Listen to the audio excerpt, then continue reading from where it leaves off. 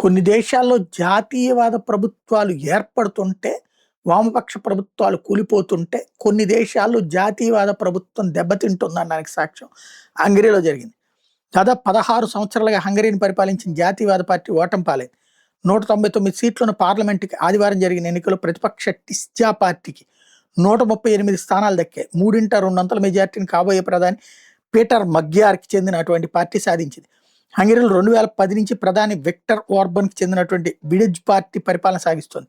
ఒకవైపు అమెరికా అధ్యక్షుడు డొనాల్డ్ ట్రంప్కు, మరోవైపు రష్యా అధినేత వ్లాదిమిర్ పుతిన్కి సన్నిహితుడిగా పేరు పొందడమే కాకుండా యూరోప్లో శాంతికి పెనుముప్పుగా గుర్తింపు పొందిన హంగరీ ప్రధాని విక్టర్ ఓర్బన్ ఓటమి పాలు కావడం మీద యూరోపియన్ దేశాల నాయకులు హర్షం వ్యక్తం చేస్తున్నారు.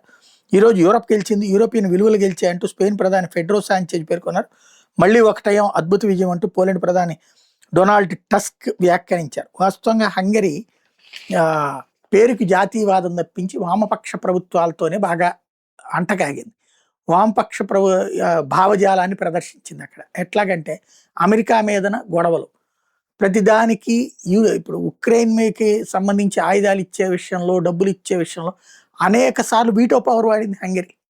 అప్పుడు ఎవరికి సపోర్ట్ చేసినట్టు? ఇది ఓవరాల్ యాక్టివిటీ.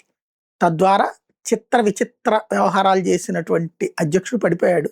కాకపోతే జాతీయవాద పార్టీ పడిపోయింది కాబట్టి అంటూ ఇప్పుడు ఇండియాలో బాగా ప్రచారం చేస్తారు. ఎందుకంటే రేపు మోడీని దించాలంటే అదిగో మోడీ పని కూడా అయిపోతుందని చెప్పే ప్రయత్నం చేస్తారు.